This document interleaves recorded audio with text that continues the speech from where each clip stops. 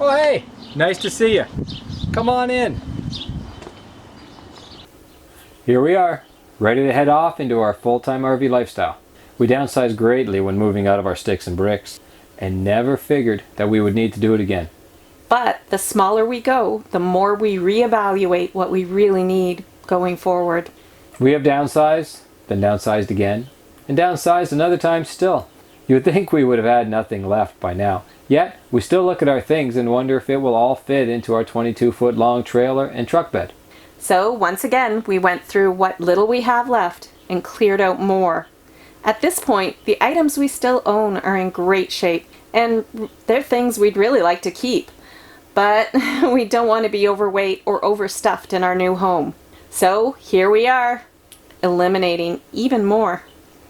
We found hidden storage spaces, minimized our supplies, and are hoping that we have downsized enough to fit it all in. Here we go. Let's see if this all fits.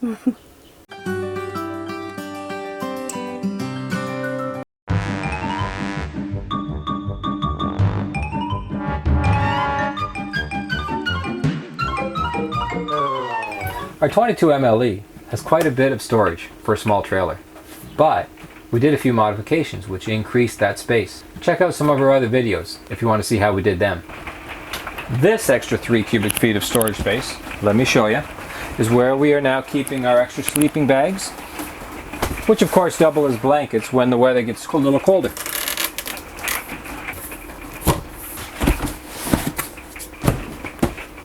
The closets are deep, and they allow extra storage behind the hanging clothes. We have drawers,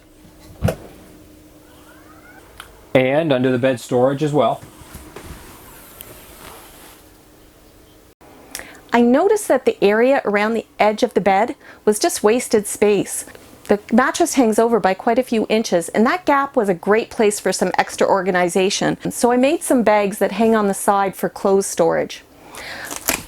I like to roll up my clothes and put an elastic around them for storage. This way I can store them vertically, allowing me to see everything in the compartments, and the elastics keep them rolled up for neatness. We built these cubbies, but I have a CPAP that takes up most of mine.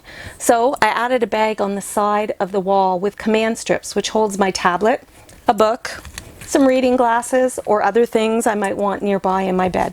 The shoe cubby came built in on this model of camper, but we added this little shoe shelf right here, so we would be able to fit in double the amount of shoes. The shelf is set back in the cubby, so your taller hiking boots would still fit in front. Because of the built-in shoe cubby, there was not a ton of room under this dining seat, but we have made the most of it by creating a shallow box that fits small items. Tape, matches, cards, and other low-profile things that would otherwise have taken up valuable drawer space.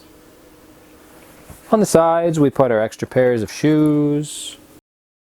Also, over the top of the shoe cubby, I created 2 more pocket strips, adhered with command strips, where we can put sunglasses, flashlight, and other odds and ends we grab as we run out the door. Under this opposite dining bench, we have our pump and hoses, so we built a dividing wall. And we store our small things in here. Boots, fan, heater, this and that. We made custom-sized boxes in these upper cupboards as well. Nothing fancy, but it's a good way to keep things from falling. They slide in and we can stack things as deeply as we like. When we bought our trailer, this area was between the shelf and the mirror had nothing in it whatsoever, so we put up 3 small shelves. Not going to hold up heavy things with it, but it's a perfect way to put our small decorations up. A little lip at the front so they don't fall off, and the place feels a little more like home. I got these cute little boxes from the dollar store, and we put them on here with command strips so they don't fall off during travel. But they hold things like our pencils and pens or little odds and ends that you want to keep out of the way.